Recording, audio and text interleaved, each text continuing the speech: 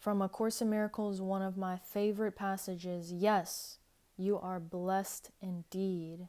Yet in this world you do not know it, but you have the means for learning it and seeing it quite clearly. The light uses logic as easily and as well does the ego, except that his conclusions are not insane. They take a direction exactly opposite, pointing as clearly to heaven as the ego points to darkness and death. The light points you to your nervous system being in peace and your body being in relaxation. The ego, the darkness, points you towards tension and speed racer mentality, either at peace or not at peace. It says, and this one's called Teaching for Truth, this passage from Course in Miracles. Skipping around a little bit.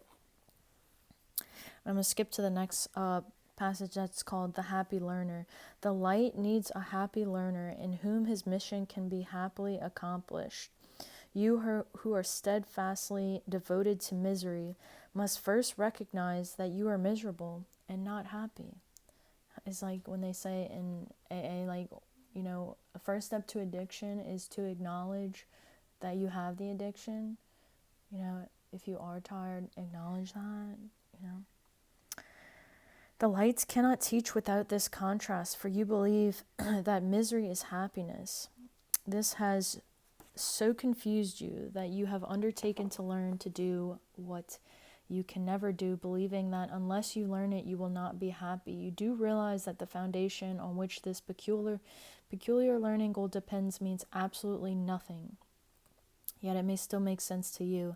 Have faith in nothing, and you will find the treasure that you seek. Yet you will add another burden to your already burdened mind. You will believe that nothing is of value and will value it. A little piece of glass, a speck of dust, a body, or a war are one to you. For if you value one thing made of nothing, you have believed that nothing can be precious and that you can learn how to make the untrue true. And that is also talking about idols and placing our happiness in idols and things and people and circumstances. Like, if I have this job, I'll finally be happy. If I finally have that partner, I'll finally be happy. Instead of looking in the simplicity of it, is that the premise of this book is that our happiness lies inside of us, and the inner lights, the inner functioning of that lights. That's why I'm always talking about the mitochondria.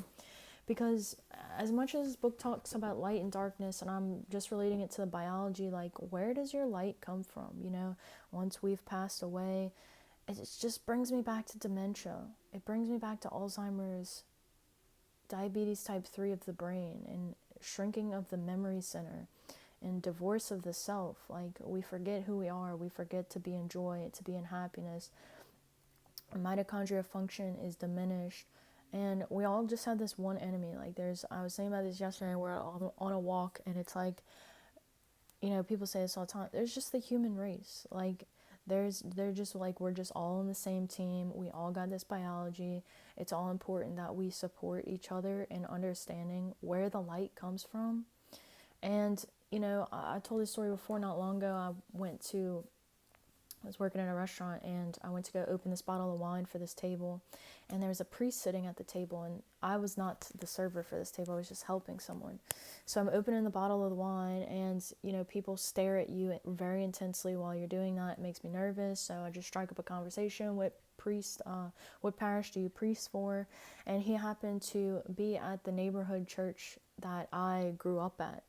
And so, he was like, do you still go to church? And I was like, no, because now I just go into the sunlight. And he's like, well, you're always welcome back. He said, that's where God is. And I said, I know where light comes from, and we go to church to find this inner connection with ourselves, and something that I really wish, like, I don't know, maybe I need to start going to churches and teaching about biology, to be honest, because I feel like religion should teach about, it's meant to, like, on the surface teach about health and biology, all of these like parable type teachings from the Bible, from A Course in Miracles, is meant to teach stillness and to go within, nervous system safety, but doesn't exactly directly talk about the cell and the source of our light.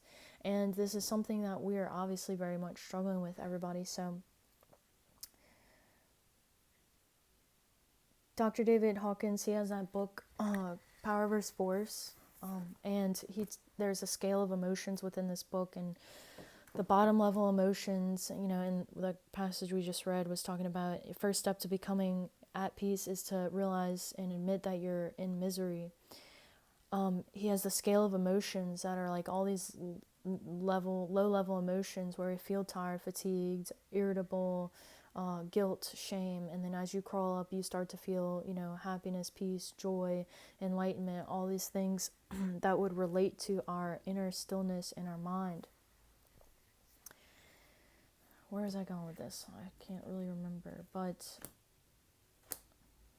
all of this has to do with mitochondria functioning, and we perpetuate our thoughts, perpetuate our biochemistry and our biochemical state. That's where I was going with it, and that's what this whole book is on, is how these thoughts lead into our emotions, our chemistry.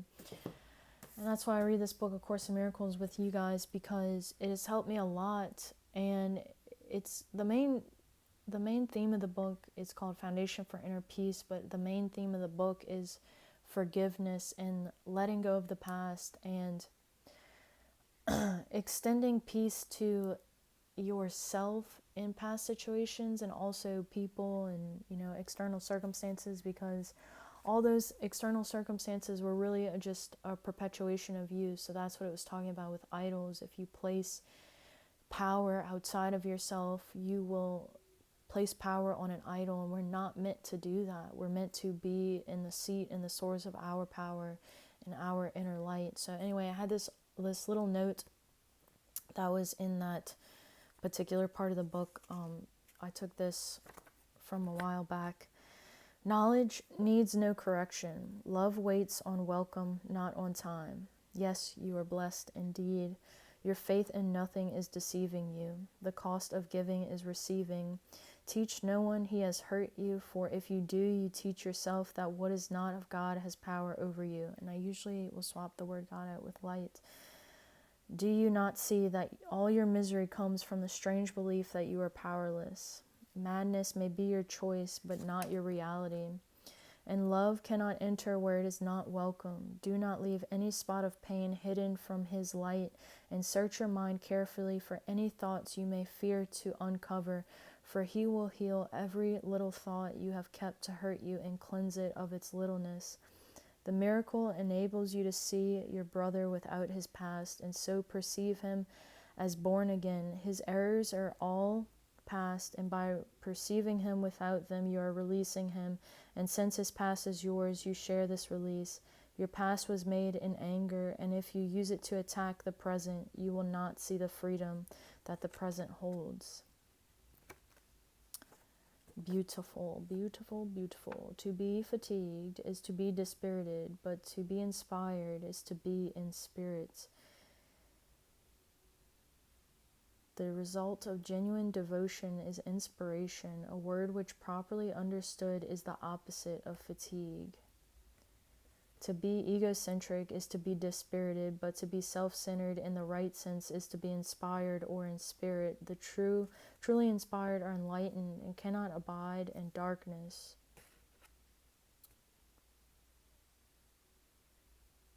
Physical birth is not a beginning, it is a continuing. Everything that continues has already been born. It will increase as you are willing to return the unhealed part of your mind to the higher part, returning it to undivided creation. The heart, this is one of my favorites. The heart is pure to hold it, and the hands are strong to give it. We cannot lose. You're so strong and so beautiful. Hope you remember that all day. Hope you remember that we are just so limited in the way that we see and view ourselves. So, every time you have a thought about who you are or anything, we just don't see ourselves clearly. So what I try to do is I just try and go and pretend like that the sun is a ball, like, the sun is in my heart. And when you put the sun in the middle of your heart, you're also putting it by your thymus gland, which is like our master immune regulator.